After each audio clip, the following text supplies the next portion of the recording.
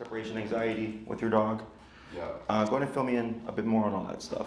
Yeah, so I think that our primary concern is with other people.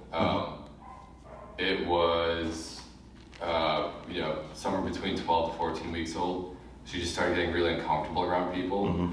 And at the time, I wasn't really sure what to do about it. So a lot of the time, she'd lunge at someone, I would just have to kind of pull her away. And so I think that was reinforcing the idea that if she showed aggression when she was uncomfortable, that it would get her out of that situation. So unintentionally, I was like reinforcing that for a little bit. And then I think a month or two ago, we just moved out from California, but I went to a couple sessions with the trainer out there, where essentially their perspective was put a muzzle on her, and if she shows, she's uncomfortable, but she tries to get out of it through aggression, that with the muzzle on, like, we're gonna push her out of her comfort zone, essentially. We moved out here though, so I couldn't, see that training through with them. But essentially at this point in time, it's like, for the most part, I think females who she hasn't met before are typically fine. She'll like actively seek out, attention from them and be very happy and comfortable around them for the most part. But with guys, like, it doesn't matter how comfortable their body language is, how receptive they are to her, she's set off on it. And when she's aggressive, it's like she's not just, like cowering behind me. Like, she'll get up, she'll start barking, and if you get close enough, she'll lunge forward at you and snap. So yeah, primary concern, that with humans, and then with other dogs, she's gotten more reactive every time to them. When she's like played with and been around other dogs, I haven't seen really any issues with aggression. She's got maybe one or two triggers that like revolve around my presence there. It's just like a hyper, she thinks she's, I don't know if it's productivity kind of thing, but whatever it is, she doesn't like other dogs coming close to me. She'll snap at that, but otherwise she's like, she might play a bit aggressively, but otherwise she's fine. It's just, if she's not able to interact with that dog, she's very reactive to them. And then the third concern is just with the separation anxiety. She's gotten a little bit better over time. I haven't necessarily been able to work through a lot of it with her because I've lived in apartment buildings, I get noise complaints, etc. So we haven't made very much progress with that. What does the separation anxiety look like? Like barking, howling? Yeah, it's barking and howling because normally if I'm leaving her behind, it's in her crate. So she's not really like damaging anything, or it's not very physical. It's the barking, and it's pretty much instantaneous once she knows that I'm out there. So she's crated, but she won't break out. Right. Okay, but she's just barking. Yeah. Okay, so that makes life a lot easier. Yeah. And then with the reactivity, you said towards males, and she's not ever had reactivity towards females. Is that correct? She has. It's just more recently, over the past month or so. She's met new females and has been pretty comfortable around them, but earlier on there were problems with it. How old is she now? She's 8 months. And you've had her since 2 months? I've had her since like 8 weeks. Oh, I'm sorry, 2 months. 8 weeks, yeah. And then at 12, 13 weeks is when she started to display these behaviors.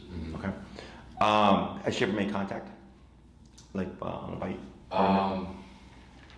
She's like nipped before. I think very early on, around 12, 13 weeks, when this behavior started and she didn't have the muzzle on, I was a little bit more relaxed in public with her.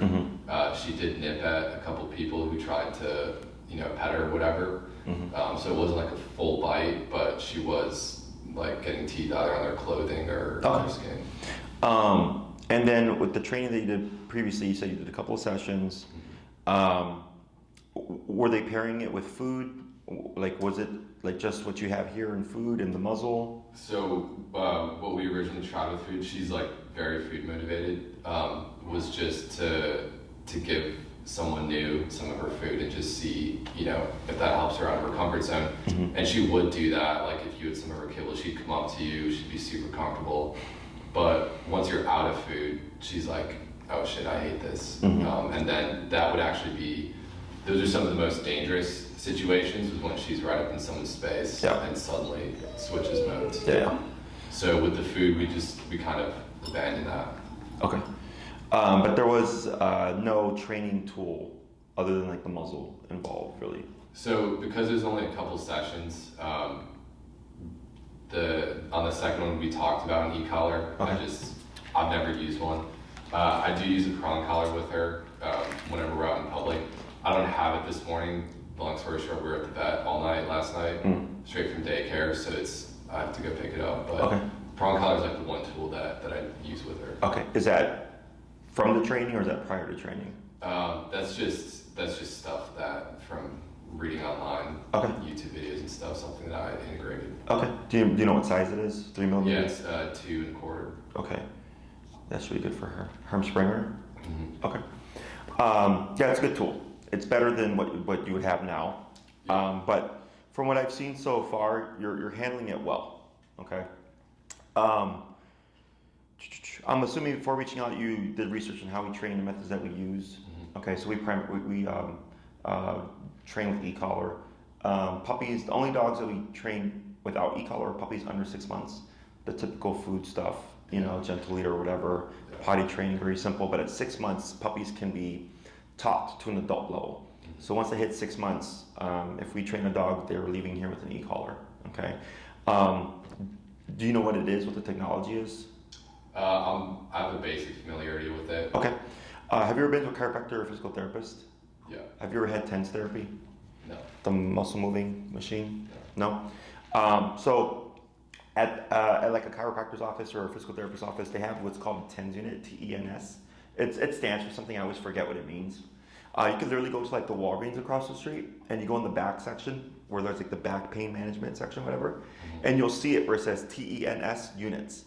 And it looks kind of like a little bone, and you put it on your like lower back or whatever, and it's a slight like electric current that moves and stimulates the muscles to cause them to contract. Okay, so when we think of electric collar, people usually think electricity, right? They think like an electric current running through the dog's body. Plus, in most people will probably think of it as what's called a shock collar, right? That's like the most common term. Shock comes from a couple of places. One, when e-collars were first invented, they had like 3 to 5 levels, okay? The ones that we use now have 127 levels. So it's not that we have 100, it's not that it's like 127 higher. 5 and 127 are the same. I just have 122 more divisions. Right. Does that make sense? Yeah. So I can really fine tune it. Whereas before, if you had like a 5-level e-collar, 3 your dog could be yelping, 2 your dog's not listening. Yeah. Because the jumps were too drastic. They were shocking, so to speak. So that's one place. Another place is in the dog training world. There's a lot of drama. Trainers like myself that use everything, prong collar, e-collar, food, gentle leaders, what have you. And then the positive only front, which is praise, treats, clicker, no force, blah, blah, blah, right? Like you can't even tell your dog no, like some crazy shit. And they're like constantly butting heads, okay? So positive only will tell you like shock, pain, torture, electrocution, whatever, because they're trying to deter you from like using these tools. But we use this technology every day, like on humans.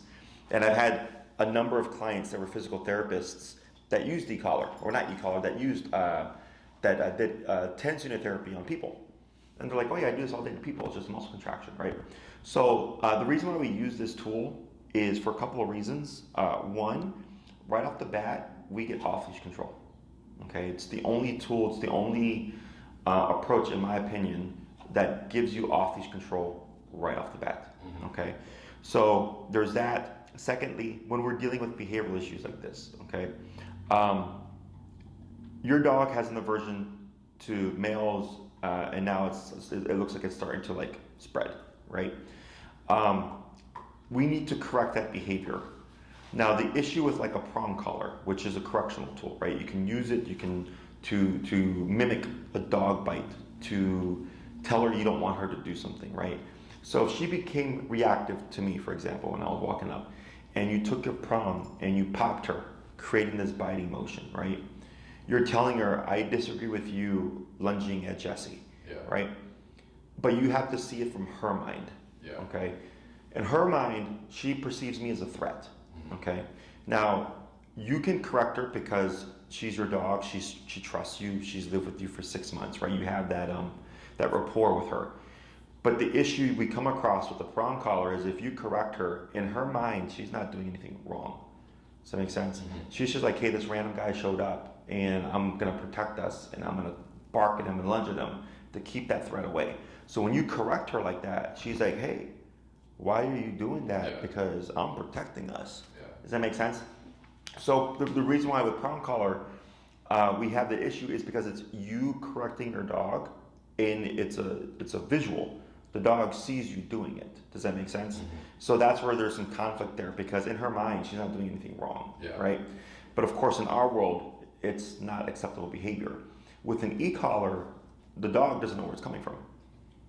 You know, if I press the button, if you press the button, if one of my employees press the button, the dog doesn't know where it's coming from, okay? It's kind of like from nowhere. So it allows us to correct behaviors. And then the dog starts to process like, well, you're not a part of it, you're not a part of it, you're not a part of it. But when I freak out, this thing happens. And when I don't freak out, it goes away or it stops.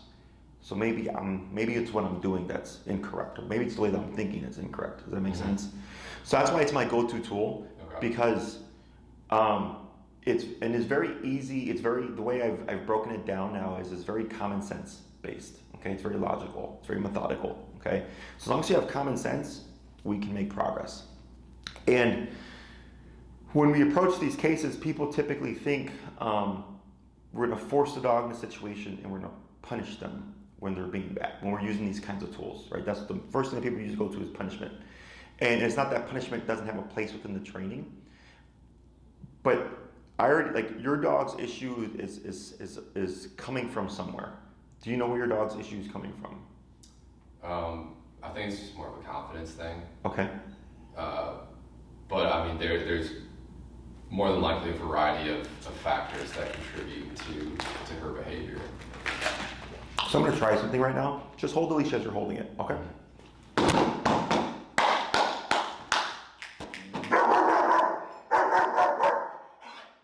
wait. Yep. Press the hindquarters. And then relax. Now up here, up on your leash, up, hold. Now relax. Good. Up, hold, up, and then hold, and relax. Good, wait a moment.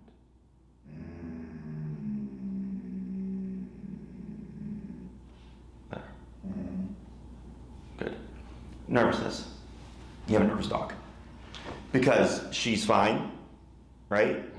And then when something changes, we have a trigger. Yeah. Right? And when I come in and put a little bit of pressure on her, so imagine on the street when you're walking, and we pass by people all the time, right? But let's say you're walking on the sidewalk and you see someone looking directly at you that you don't know, walking straight towards you. Yeah. How do you feel?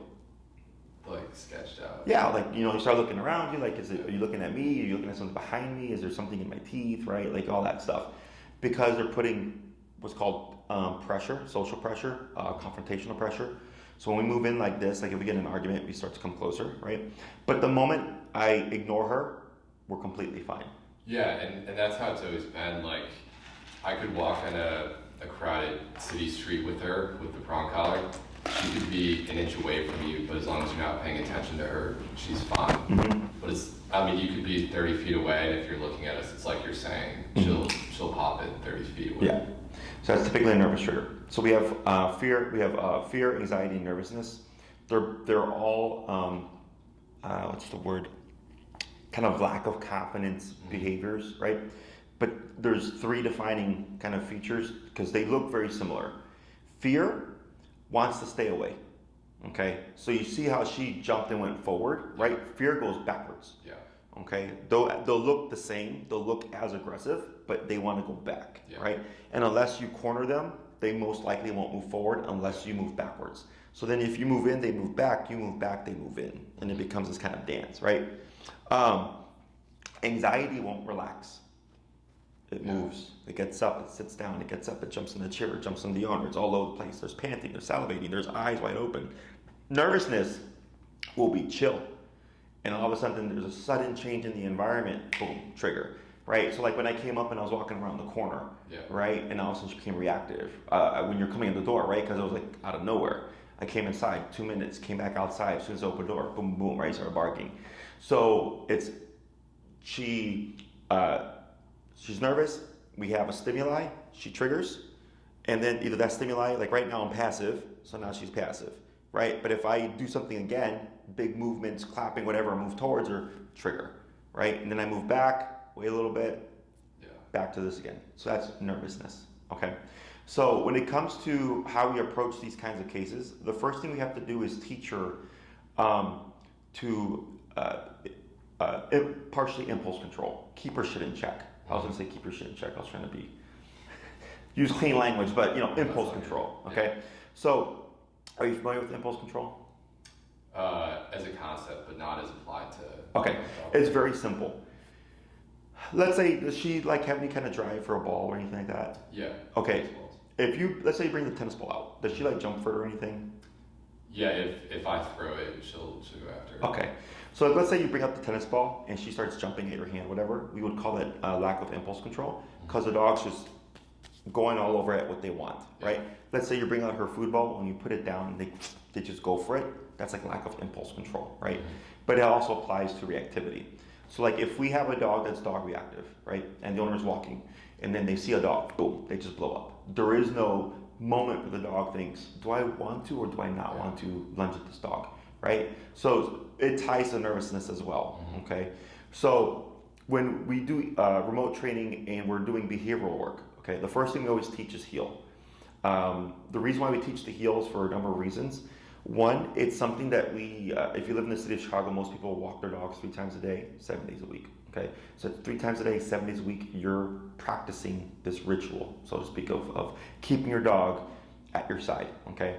Now, most people think of heel as in like, I walk my dog, and then I see something, a trigger, I'm gonna bring my dog heel to get past the trigger, and then once we're past the trigger, I'm gonna go back to this again. That's not how it works, it's the other way.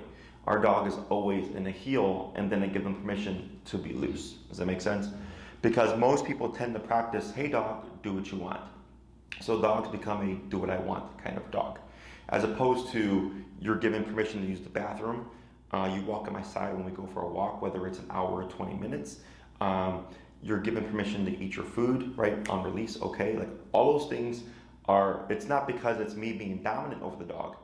It's really just about impulse control. Yeah. Okay, so if I bring my dog's food bowls out and I put it down, the first thing they do is to give me eye contact, right? Now, they're excited. They want to eat. They're shaking, like, come on, Dad, give us the food. But it's direct eye contact until I say, break, and then they can go eat, right? And it's not because I'm trying to be dominant. It's because it's impulse control. They're like, okay, we understand that you say something that then allows us to eat. So then they end up looking to me for everything, right? Oh, I bring out a bully stick, or I bring out an antler, or I bring out, a tennis ball. Am I going to get that or no? No? Okay, then I don't worry about it. Whereas most of the time, dogs are just going crazy for things, okay? So even if we're practicing impulse control in other areas, it lays a foundation for what we're dealing with here, okay? So with the healing exercise, 3 times a day, 7 days a week, you're practicing this, okay? E-collar is something that we've created. It is not natural to dogs, obviously, right? Prong collar is natural. Why is it natural? I think they're used to the neck being like the place of pressure from a bigger, older dog to kind of put them into their place. Right, they pick up the puppies off the scruff, right? Or when they pin each other down, sometimes you'll see them with their mouth in the throat and all that stuff. Dogs bite each other, right? So a prong collar is meant to mimic a dog bite. That's why it looks the way it looks. So it's natural in the sensation, it's natural and then it's physical, right? E-collar is a contraction. It's nothing that's really natural to them, right? It's still physical, but it's unnatural because of how it's being delivered, okay? Yeah. So e-collar is also a stressor because it's something that we don't like as it goes higher, okay? So if you go to a physical therapist's office, because the TENS unit is meant to help. Let's say you had like injured your leg and you need to use TENS therapy to help rehabilitate the strength in your muscle. They turn the machine on and they start to dial it up, and it's contracting your muscles stronger and stronger as it goes higher. And they will tell us when it's too much, right? And let's say they hit 10, you're like, oh, that's too much. They go down to 9. How's that? It's still a little too much. 8. How's that? I can deal with that. Okay, we're gonna leave it there because we need the machine to do its work, okay? Very similar to how we do dog training, okay? We start low and we work our way up. The dog tells us everything. The dog tells me if I'm too high or if I'm too low, okay? And I help figure all that stuff out with you.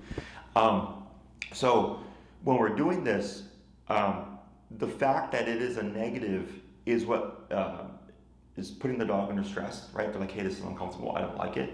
I was raised old school, I was spanked, you know? It's the same kind of concept. But we're not layering it in to be malicious to the dog. Right. We're layering it in to get that brain back to stability, right? To not be so impulsive. So I know where the problem is, but we have to do something to kind of prime the dog before we can start pushing things, okay? So to give you an example, I have a case. The dog's name is Panda. It's like Aussie doodle, some kind of doodle mix. Reactivity. Okay, on a prong collar, already had a couple of trainers, and dog's still blowing up, right? We had one session with e-collar, and we just had our 4th or 5th class. It's been about 2 months since the training. She's only seen reactivity happen once since the first class, because all we did was put a little bit of discipline on the dog, and it was a softer personality type. Boom, just like that, very easy. Okay, I have another case. The dog's name is Milo. He's a pit. He's a very extreme case. Okay. Not as easy. He was reactive until the 5th, I believe, the 5th class. So in his particular case, because aversives are meant to stop things, okay, we always start with heal first to see what does it fix. Okay, so 1, I want to see what does it fix. 2, it primes the dog. 3, you get to use this tool 3 times a day, 7 days a week. So you're learning how to use it. Other than because we tend to think of it as, I'm going to use this only when I need it. So it's infrequent, right? You're not gonna develop the fluidness or understanding of the tool because you don't practice it as often. Okay, so the heel is very powerful in not only for the dog but for the human as well to understand how that technology works. Okay, so for Milo's case, we're doing everything in the book, right? And by the 5th class, he's still blowing up. It's crazy. It's stressful. Okay, I already knew what the answer was, but I have to work the owner through everything. Milo's number ended up being 127 max power, okay? And I had to do it for the owner because it was, I technically had to do continuous, which is the harshest correction that you can give. And I did this all in front of the owner, okay? And I handed it back to the owner, and I said, we're gonna be at 127 now, and I'm not gonna see you for 2 weeks, okay? And then I was like, anything that he does, whether it's obedience or reactivity, it's just 127, don't dip it, okay? 2 weeks later, he made a lot of progress. He still had a couple of quirks. We had another class, did a couple of things. I said, take another 2 to 3 weeks, okay? I didn't see him for 3 weeks after that. We were at Oz Park, which is crazy busy. It's one of the busiest parks of Chicago. Dogs all over the place, no reactivity. And I asked him, how much reactivity have you seen since the last time I saw you? He said 0. And I said, what's your number? I said 127. Okay, so in his particular case, because the dog was so extreme, right? We started low, we were working our way up. And on the 5th class, I finally said, we've already tried all the other stuff. This is what we're doing, right? Yeah. And then we made the progress that we needed to do. Now, I already knew that class 1, but I have to work the owner. We have to see what's going to work. Because like with Panda, I didn't have to go to 127. I think his number is 28 out of 127. And she's only seen reactivity once in 2 months. You see that difference? Yeah. So with the healing exercise, it allows us to see, well, hey, is it can help address a lot of that reactivity. So once a dog gets disciplined, it kind of changes how they view things. So for me growing up being raised old school, when my mom said don't do that, it was just don't do that. And then I got my butt whooped for the first time, okay? And then don't do that had a totally different meaning. Does that make sense? Mm-hmm. So same thing for the dog. The way we tend to give consequence to our dogs is in a way they don't understand, okay? Dogs nip each other. They bite each other, they pin each other down. It's physical. They don't reward the things that they like. They only punish the things that they don't like. Okay, does that make sense? Yeah. Because they're primal, okay? But in our world, if you use physicality on your dog, it's looked down upon and or called abuse. And that's why we're having all these kind of discrepancies with dogs. So your dog at 3 months started to display this issue, okay? Technically speaking, you could have used physicality to correct that behavior, but we don't think that we can because it's a puppy. But dogs do it to the puppies all the time. Dogs correct their puppies with physicality as young as 3 to 4 weeks. They nip and bite their puppies that young. So what ends up happening is your dog is genetically nervous. It's nothing that you did wrong, okay? Your dog started to display these signs of nervousness. It wasn't addressed correctly, okay? So guess what happens? Like you said, it was like kind of reinforcing, right? Because when she would nip and stuff, she was going, I'm not being nipped back. So that confidence in that behavior grows, right? But also, every time she becomes nervous and then tries this thing, it reinforces the nervousness. Does that make sense? Yeah, 100%. And it doesn't make sense to us to think that you can punish or correct nervousness, but you can. It just depends on how you do it, okay? Yelling at your dog is not going to make your dog unnervous. Actually, that can make your dog more nervous because dogs don't yell at each other, okay? What screws up dogs when people use physicality is when they bring in emotional baggage. No, stupid dog, right? Dogs bite each other, right? But it's the emotional response that comes with it. Like for instance, I've had a lot of dogs in my crib that have been attacked by off-leash dogs. Most of the time, people freak out. They're screaming. They're like yanking the dogs apart, right? They're like, oh my God, my baby, right? The emotional component. So many times the dogs end up screwed up. And I've had a very few number of clients whose dogs got attacked and they stopped the fight and just treated like, okay, your dog okay, my dog's okay, cool. And their dogs are fine. The biggest difference is the emotional component, okay? But another dog, let's say she was with my pit, so I have a pit and a Chihuahua, and they were socializing, and let's say out of nervousness, she like nipped in my pit would probably just nip her right back and say, you're not gonna do that. So then she goes, oh shit, like I got nervous with you and I tried to bite you, but then you corrected me. So I guess I need to just keep myself in check because you'll check me for myself. Yeah. Does that make sense? So with the healing exercise, it's just layering that foundation, getting physicality in the brain and seeing like, what does it change? Okay, you'd be surprised. So the other thing is, because e-color is a stressor, right? Nervousness is what? In terms of what? What is nervousness? Like. What kind of response? I mean, it's a negative response, but. What else? Starts with S. Scared. Stress. Stress response. Okay, so we have a number of responses: fight, flight, avoidance, submission, right? And then we have fear, nervousness, anxiety, aggression. Okay, so I can have a dog that's flighty and fearful, anxious and flighty. You know, it doesn't have to mean, just because the dog runs doesn't mean it's always scared. It can also be because it's anxious. Okay, so there's like kind of subdivisions, right? So your dog becomes nervous, reactive, nervous, aggressive. Okay, so it's not like I have an aggressive dog. Yeah. It's I have a nervous, aggressive dog. Does that make sense? So if e-collar is a stressor, we're most likely going to see your dog become more nervous. Okay, but it's not becoming nervous due to me or whatever. It's becoming nervous to this. Okay, and when we see that, the first thing that we tend to think is, oh no, I'm making this worse. Okay, that's a yes and no answer. If you don't know how to work the dog through it, yes, you'll make it worse. But we work the dog through it. Okay, so what's happening is, let's say your dog gets nervous. I'm there with you. I'm coaching you through everything. So I don't need to touch the dog anymore. It's you with your dog in the e-collar. I just talk you through everything. Okay. If your dog becomes reactive, I talk you through it, and you're just there following instructions and doing what I tell you, and it's all hands on for you. Okay. So if she starts to become nervous, I'm going to walk you through that, and I'm going to help you work your dog through the nervousness. Okay.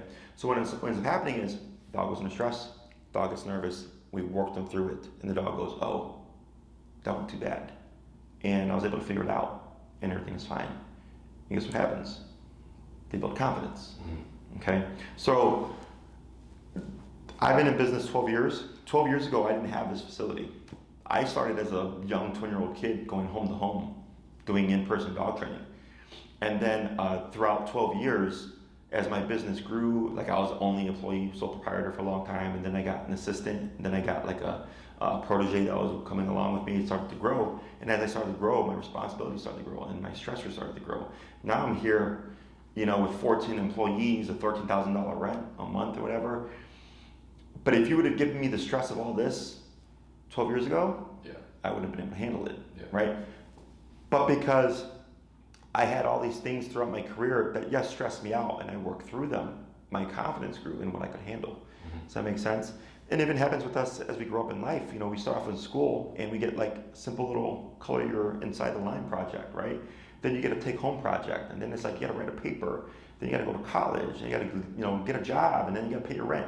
Your stressors start to evolve over time and become greater. So with dogs, we tend not to put them under stress because we don't want to make them worse. Yeah. I understand. But technically speaking, if we always shelter them, they never learn how to handle it. So like your trainer was correct. And that's why I was asking, you know, like what tools they're going to use. So it sounded like they were on the right track. You know, push the dog out the comfort zone, and we're going to use e-collar. How they use e-collars is a big thing. But yeah, that all this is meant to help teach the dog how to accept life. Okay, is that all making sense? Yeah. So in your particular case, we always start with heel first, see what it fixes. Okay, what I would expect to see is on the first class we teach heel, your dog might get nervous, we'll work through it. You'll do your homework for a week, you come back for your class 2. You fill me in on how the week went. You're like, hey Jesse, you know what? There was like 20 times she could have been reactive, but she only became reactive 4 times. And oh great, that's like an 80% success, right? Just from discipline, just from getting the dog's head straight up. Where did she become reactive? Oh, I was in an elevator, the doors just opened and I was surprised. Or I turned a corner, there was a person right there. Or a biker came out of nowhere. It's usually those things that you can't plan for that are the hardest, right? And I go, okay, that's normal. We're gonna tweak some things. I work on the second half of heel because it's a 2-part exercise. You come at class 3, any progress? Nope, still the same when it comes to like sudden run-ins, but everything else is doing a lot better. You know, or like if someone gets too close, if they're like 2 feet of me, she'll still blow up. I go, okay, then we know we've brought that threshold to 2 feet, right? Is as we go along the program, we're gradually putting more and more pressure on her to teach her how to handle it, okay? So worst case scenario is if it's really deep in her, the aggressive response, is what do you think is the worst thing that could happen to your dog with someone? Like what does she fear? What is the worst thing in her mind that could happen?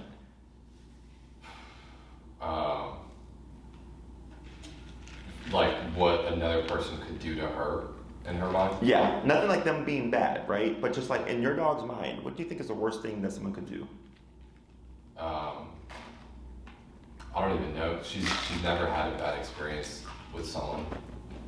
So I'm not even sure in her mind like what that would be, other than like hurting her or hurting me. Okay. Neither of which have ever happened. Sure. So you're thinking like a human, okay? When I got up and I started to come in, what did she do? She popped off. And yeah, right. She started being reactive and defensive, right? To keep me away, touching her in that moment would be the worst thing in her mind. Yeah. Okay, just touch.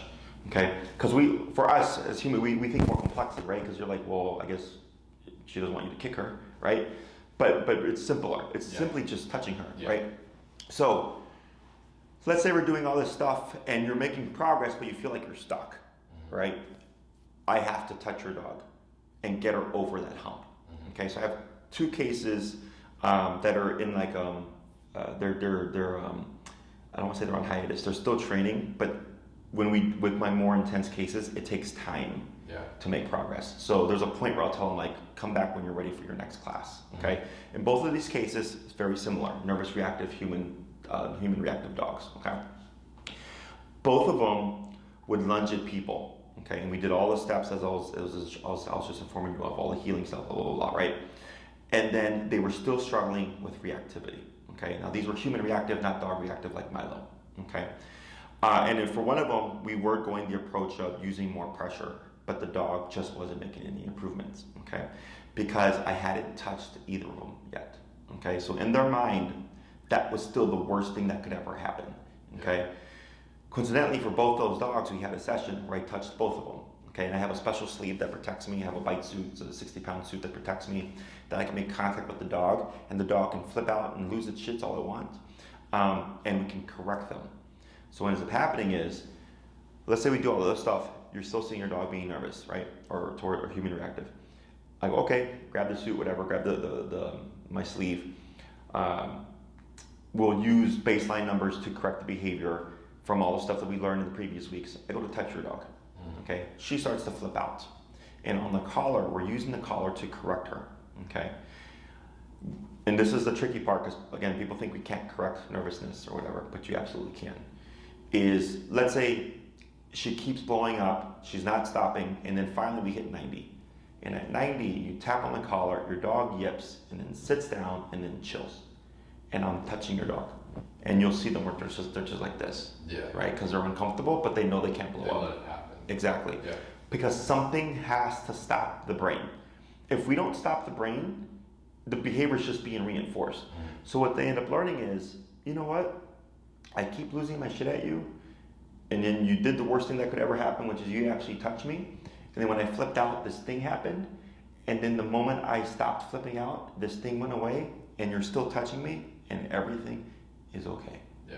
Right? It's kind of like in the movies when you see someone freaking out and they slap them in the face, right? To get them back to reality. It's very similar.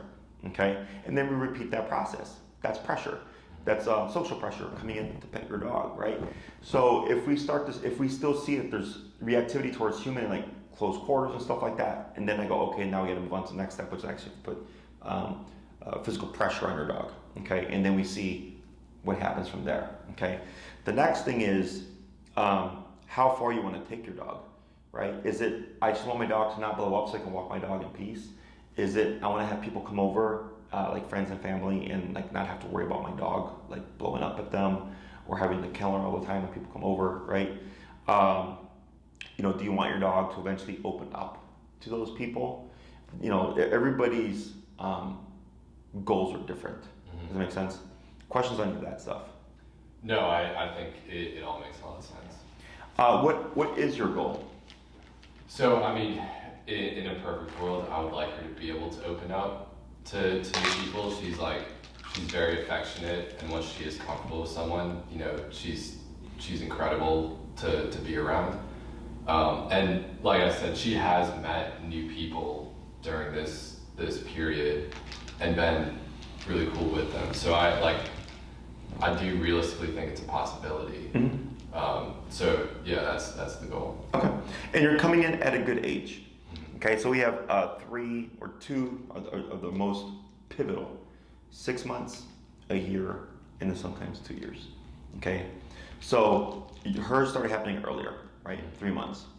So that's why it's like it's genetic. And most of the time, whenever we deal with stuff like this, more often than not, it's genetic. Yeah. We tend to think of abuse as like, oh my God, this dog was abused, blah, blah, blah. And that's more often than not, that's not the case. That's just people like making shit up. Because I've had dogs I've trained in the past, like I had one dog that had stab wounds and another dog had bullet holes. Obviously, right, the sweetest fucking dogs ever. Not a behavioral issue to be found, right?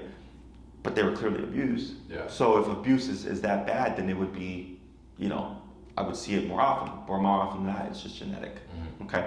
So otherwise, if left unaddressed, in my opinion, it's just going to progressively get worse. And then at a year would be most likely the next pivotal shifting point. Okay. So I'll give you a layout of the programs, and then what your options would be. Okay. Because I'm about fixing problems. So I'm not going to do stuff that you're not going to use unless you want it, okay? So you're definitely more in like a 9 class range, but you would have the options of 6, 9, and 12, okay? If you looked at my website and you saw like the behavioral program, which is like $5,000 or whatever, you're not in that category, in my opinion. That program, just so that you know, is actually a lifetime program. So like I have a dog that was just here a week ago, probably the craziest case of my career, who's on that program. And it's like, let's say, you know, I train the dog, we address all the issues, and then a year later something happens. I come in, I go, we just need a few classes to fix this. It's included. They don't have to pay more because it's a lifetime program. More often than not, dogs fall within a normal obedience program, but we still cover behavior, okay? So if we did like a 6-class program, it's going to be what I call the bare bones, okay? Just targeting the stuff that's really important. 2 classes, the first 2 are going to be on heal. That has to happen, okay? That layers the foundation. that lets us know what's left over. Okay. By the third class, you're giving me feedback, and you're like, you know what, Jesse, she's still kind of iffy with people outside, close quarters or whatever. I would most likely jump into the pressure exercise, which is the touching her and stuff. Okay, we have that class. The fourth class is how is she doing? She's doing good. Those close quarters with new people, whatever, she's doing much better. And let's say there is reactivity, you have the ability to stop it quickly. Right now, you have the ability to de-escalate it. Right. Okay, which is very different. Okay, it's still good to know how to do, but there's a difference between de-escalating and actually stopping, and the dog thinking like, okay, do I want to do that again? Okay, so if all that's looking good, by the fourth class, we most likely I'll review touch again, make sure that it sticks, and then cover pairing in positive to help build trust. Okay. And this is an exercise that I really only care about people that matter to you, your friends, your family, people that will be coming over to your house on a regular basis. The random one-off person or like the random person in the street, I'm like, don't even worry about it, okay? But your kind of circle of people is a very realistic like expectation to have, okay, in terms of who your dog can open up with. Are you in the city or are you out? Yeah, I'm in Lakeview. You're in Lakeview. Okay, cool. How does she do with people coming over she doesn't know?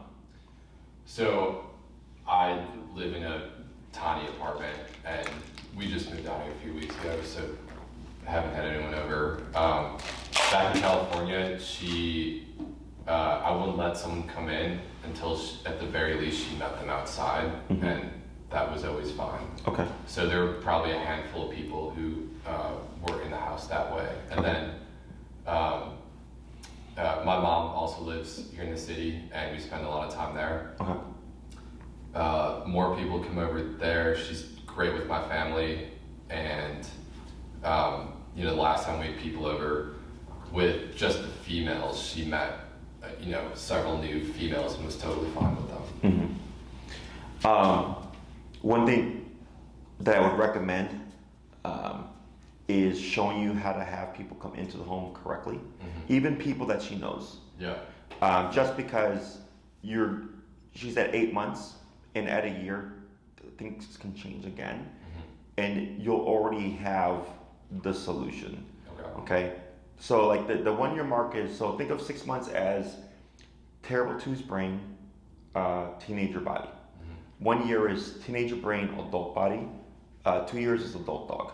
Okay, that's like the growth cycle. Okay, so I get a lot of people with their dogs and like, my dog was great until a year, and then at a year all of a sudden my dog's an asshole. I go, yeah, it's because of that psychological shift. So with understanding how to invite people how to have people come over correctly, once we hit that year mark, if change became more territorial, like you actually have the solution. Yeah. Okay. And then with the separation anxiety, we would touch base on that the first couple of weeks, to see if it goes away just with the discipline. Okay. Yeah. It's a possibility. I don't really foresee it as really happening it that way, because it's a separate thing. It's something that happens when you're gone, but it has happened in the past. It's just rare. Okay. If by the second class, third class, you're like, hey Jess, she's still being barky when I leave, we would just do bark collar. Okay, and we'd put a bark collar in her, and when you leave the house, it would correct her. It acts the same thing as an e-collar, except it triggers whenever the dog barks automatically. Because unfortunately with the e-collar, it has a limited range. So once you're out of range, you can't do anything anymore in terms of correcting your dog. So the bark collar, you put it on, and when you leave, she can bark her ass off. She's just going to get corrected. Okay. Now, the one thing about bark collars, because people always ask, is, will my dog get to a point where they won't need it? And that's always the kind of up in the air solution, or answer. Okay. Some cases, yep, we put it on the dog for a couple of months. The dog learns not to bark, and we take it off, and the dog's fine. In other cases, the owners do need to have it on the dog, because the dog will bark regardless. Okay. It has nothing to do with the training. It's just the dog. Yeah. Okay. So, but that's what we would do by the second or third week into the training. Is you'd be my feedback, and if you're like, hey Jesse, man, like that barking, like minimal now. I go, great, you happy with that? You're like, yeah, this is awesome. Fine, don't need a bar collar. But if it's still problematic, bar collar for sure, okay? And then the 6th class is like the variable, okay? So you have 2 on heel, 1 on pressure, 1 on reviewing pressure and pairing food, 1 on having people come over, which would be an in-home lesson. And then the 6th one is, how's everything looking? Do we need to review anything? Is there anything that you want to cover, type of deal? FAQ type of thing. So that's just the bare bones for this case, okay? If you did 9, it gives us a bigger window to push behavior. We can also make sure that we cover recall, which is commonly called, so that your dog would get, if you'd like to be able to be off leash, but then not have to worry about, is my dog gonna run away? Or if my dog does run away, can I bring my dog back? So recall is super important. We can also cover stationary work. So like, we don't have one in here, but we have these placemats. Yeah. We tell the dog to go to place, they're there for an hour, 2 hours, 3 hours, or whatever. So like, if you ever take them to an environment, like let's say we do the people stuff, and let's say with new people, she's just like, I don't want to get to know them, right? It's just like, leave me alone. But you want to have your dog with you, right? So if you send her to place, she can go there and stay out of the way, not be a problem. And then you tell your guests or your friends, like, hey, my dog's over there, so leave her alone, blah, blah, blah. You leave her alone, she'll leave you alone, type of thing. But she can still be within the social space, as opposed to like being like locked away or something, okay? So it's a nice answer to, because we can't guarantee she'll like everybody, right? Yeah, it's... Like, dogs like her typically don't like big loud energy. Tends to be off-putting for nervous dogs. So if you like, you may even notice this as you go along, like if you have a friend that's like very loud, and then you're like, yeah, my dog really doesn't like vibe with that person. That's why. Okay, it's very common. So, but we have an answer for that. If you do 12 weeks, 12 week is meant for clients that want full off-leash control of their dog. So e-collar grants you off-leash control. There's 6 commands: sit, stay, down, come, place, heel. Okay, 6 basic family pet commands that are meant to be functional. They're meant to allow you to live your life with your dog, right? And they can all be built to an off-leash level, meaning you can walk your dog on a heel off-leash. Obviously, recall needs to be off-leash reliable, otherwise it's pointless, and all the other commands as well. So for my clients that like go hiking, they take their dog to the dog park, the dog beach, they take their dog everywhere with them, their friend's house. They'll do like the 12-week program because they want full control, okay? So you're welcome to do the 12-week as well. I put you like at the 9 class range. 6 is the bare bones. 12 is if you want like the most that you can get, okay? If you did 12, do keep in mind that we're dealing with behavior. So that's gonna be a variable in the training, right? So we end up spending 4 out of 12 classes addressing behavior. That only leaves us 8 out of 12 to work on obedience, right? So we may not get the obedience as far as we want, but you'll still get a lot of control. Yeah, so the behavior's far and away like the thing that I care the most about. With obedience, I really enjoy doing a lot of that myself and just building our bond through that. So if we only got to that much obedience and did all this behavior, like I'd be totally fine with that. The obedience stuff is just nice to have. Yeah, so, and it's so with the obedience, and the obedience is going to help with the behavior, right? Because of the discipline, not because of the obedience. Okay. Yeah, so I guess to the extent that, it's a function of, that good behavior is a function of the obedience through the discipline, I'll pursue that. But then beyond that foundation, it'll just be whatever there's time for. And if there's only a little bit of time, I won't mind at all. Sure. And we're going to get a lot done. The ceiling with e-collar is like so high. When I come in with these consults and people are like, I just want to walk my dog and I'm not lunge at dogs, their ceiling is here. And I'm like, well, would you like to go to like the park with your dog? Do you want to go to like a restaurant with your dog? They're like, they're like, I would, no, wait. And I'm like, but it's because of e-collar, okay? But you are the greatest factor of the training. Do keep in mind they can only take you as far as you're willing to go, okay? So I don't know how your case is gonna work out until I actually start the case. But earlier I gave you 2 very different cases, Panda and Milo, right? One was a very easy 1 class turnaround, and Milo was a 5-week, like we're at max power kind of case, right? And the reason why I give you those 2 examples is because, especially with the gentleman with Milo, the reason why he's making so much success is because he's doing what I'm telling him to do. A lot of people won't do that. They're like, Jesse, I don't want to use 127. I'm like, I understand, I don't want to do it either. But we already did everything else, and it's not working, right? So that tells me that this is the answer, especially once we start to see the progress. So when I asked him, like, what's your number? He's like, I'm at 127. 3 weeks after, that one class that I had seen him, and I'm like, good, because most people want to dip it. They want to go down lower because like, oh, my dog's doing better now. I'm like, yeah, your dog was doing better because it was 127. Does that make sense? And I'm not saying that that's going to be the case here. It's just, I always like to paint worst case scenario for people. Because this way you go into it and you're like, I'm willing to do that, then I can absolutely help you. But if I get someone, they're like, I can't do that. And then I go, you really want to think about this then, because I'm willing to go there if needed.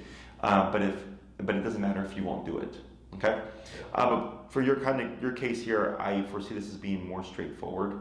But don't be surprised if we end up being up there in the levels in order to correct the behavior, because we have to match the intensity of the nervousness and the aggression. Okay, it's not going to make your dog worse or anything like that. I mean, your dog's already kind of screwy as it is. That's why we're here. Any other questions about that stuff? No, I mean, we'll absolutely put in the commitment of time, willingness to do what you're talking about. I already put in a ton of time with her. I've run out of options in terms of what I know to do. So So I'll take you, the rest of the way. Last thing would be in the e-collar. I would put on the Dr. Black edition, and Maria will send you the information for this. You can get it through us. You can get it online. I don't care where you get it from, but I do care that you get the correct model. Okay. Specifically the Black edition. Okay. It's meant for 70-pound dogs and over. So it's the highest powered collar. It's perfectly safe to use. She's 50, 60 pounds? Yeah, just over 50. Yep. She's probably going to fill out when she hits a year, because right now she's in that weird lanky teenager body phase. Yeah, she's super skinny. Yeah. So she'll grow into it, but perfectly safe to use. I can put on my 8-pound Chihuahua. It's perfectly fine. It just means we get more from less. Okay. So with e-collars, there's varying levels. There's like low, medium, high, and high is how I like to describe it. So if you got a medium collar, her number would probably be much higher than on the Black edition, because it's a higher output collar, which means our number's going to be lower. Okay, so that means we get more from less. So on a medium powered collar, her number could be 60. On the Black edition, her number could be 30. Okay, so we're getting the power of 60 with half the levels. So it's a 1 mile range, fully waterproof system, both your transmitter and the receiver. It's the best collar they have. It comes with a 1-year warranty. Most common thing that does happen is the batteries do die out over time. It's a rechargeable lithium battery. So you can either, if it's within warranty, send it to them to replace it for you, or you can order it online and replace it yourself. It's pretty easy. And then Maria will send you the information on that. A couple of very common questions are, Jesse, when does the e-collar go away? And in my book, when you need it, it doesn't. Okay. So what that means is, if you're going to be in a setting where there's going to be a lot of like loud interaction or whatever, and we know that she's a nervous dog and she doesn't like loud interaction, we need that tool. Anytime you go out for a walk in the world, because we can't account for life and people and the things that happen, you'd have your dog on the collar. Okay. Let's say you're going to have a party at your house and a bunch of people are going to come over, and there's going to be some new people. There's going to be some variables there. Probably don't want to have that collar on. Okay. And it's not that you're always using it. It's simply present in case something happens. Okay. People will go by like, well, Jesse, when does a dog just learn and like is just a good dog? I know that's not a thing. Okay, it's a myth. But it's a very common statement that I come across. Is like, when is my dog gonna just learn to be a good dog? I'm like, no, like your dog's being a good dog because you're being a good dog owner. You're reinforcing discipline and structure and consequence and all that stuff. I mean, as humans, we have prisons, judges, laws, and cops and stuff, right? Jails, but people still commit crimes, and we know better, right? She doesn't. So the e-collar is merely present. I think of it as a cop on a collar. So like when it's on, you'll like notice like she's much more better behaved, can have much better impulse control because she has something to relate to. Right? So it's not that you're having to press it, but it's there to help her keep herself in check. Okay? And it's nothing good or bad, it's just like the way of the world. So like, do you drive? Do you go on the expressway? Do you go the speed limit? No. Yeah. Most people don't. But you see a squad car, what happens? Slow down, right? So when you see the squad, you're like, don't want to get a ticket. Squad pass the squad car, probably speed back up again, right? That's called opportunistic behavior. So it's the same thing with dogs when it comes to behavioral work or even obedience. When people are like, oh, the e-collar is so great, then why do I still need it? Like, because of opportunistic behavior. Yeah, I mean, it's like when I have food out versus when I don't. Yeah. It's just got, So, and if you're not there to like watch it, right? So, but it's not that you're always just like pressing this button. That's what all the training is for. It's the training is to set this expectation, right? And then it's simply just there in case some random person decides to reach over and pet your dog in the street or something, which happens, or if like you get charged by an off-leash dog that's aggressive and like she's becoming defensive, and like you're trying to control the situation, you have a tool that helps you do so. Other than that, if she's a great dog, when you go to your family's house, when friends come over and she knows who they are, you don't need it then. Yeah. Don't put it on. Okay. Any other questions? So as far as the 6, 9, 12 decision, let's say I go with 6 just for like budgetary reasons right now. Is there flexibility to like extend it past 6 if we get to session like 5 and we think that we need more time? Do I have the ability to? Yeah, you always have the ability to tack on stuff, but we don't prorate programs because my schedule is booked out ahead of time. Yeah. So let's say you do 6, right? We do what's called priority. So like let's say Saturday. Let's say Saturday at 11 o'clock was open and available, and that worked for you, for both of us, right? And you're like, hey Maria, I'll take Saturday at 11 o'clock, and you did 6. Saturday at 11 o'clock for 6 weeks plus 1 is your time. No one's going to take it from you, okay? But let's say you go out of town, you cancel, you get sick, whatever, and we missed 3 of those weeks, okay? So by the time you hit the 7th week, you've now lost priority, but you have classes left over, right? So Maria will tell you like, hey, Saturdays are busy. Jessica, I have another 11 o'clock I have to book. You have a couple of classes left over. What's your availability? And we'll fill them in that way. So you still get the classes as long as you canceled with giving us enough notice. So then if you want to extend your classes, right? So like you could do your 6-week program and then it's, well, now my schedule's booked. So now Maria has to rebook you again. Got it. Okay? So I don't care how you approach it. 6 is the minimum, which is why I always give people the options, right? Yeah. So 6, I come in and I go, and also just so you know, if I see someone with a 12-week program, I lay that out much differently than a 6-week program. Because I go, I have you for 12 weeks, and I know you're wanting everything, so I can focus on teaching stuff that needs to be done early, so at the end we're already pushing towards off-leash stuff. Yeah. But if someone comes in at 6, they would only like learn a couple of things, and then if they put another 6, it's like kind of screws things up. Because I'm like, I would have done this all in the beginning, so at the end we do more, right? In your case, with behavior being your main concern, okay, is 6 of course is the bare bones. 9 is a nice middle ground. 12 is if you just want it as much as possible, okay? So if you did 6, you could always come back next year and say, hey Jess, like I've come so far, I'd like to go even farther, right? But it would just be a little bit slower just because we didn't do it like as if it was like a full-on 12-week program from the get-go. And it's more expensive because you're like rebooking and everything. Questions on that? No. That makes sense? That's cool. Last question for you is, in the meantime, so like during the work week, I've been taking her to daycare, things like that, and just putting her in this environment where not only do I have no control, but there's like little supervision, but like I have to do it, because I can't leave her in my apartment. I feel like I lose a lot with her progress by doing that. So I guess what's your perspective on like when I have no choice but to put her into something like daycare or whatnot? How does that kind of play into the training? Doesn't impact it because it's dogs learn by association. So like at daycare, I'm assuming there's no issues there. Well, I mean, so yesterday, for instance, she got injured there, like tried jumping the fence or something, and so her leg got stitched up. I see. Oh, is that where that little shaved part is from? Yeah. May I ask what daycare you sent her to? Yeah, it was Canine University. That's not good. Yeah. I'm not one to talk bad about businesses. Canine is not a good place. Yeah. We actually have a dog there from there. His name's Badger. Turn this off. His name's Badger. He was attacked by another dog at Canine University, and they showed up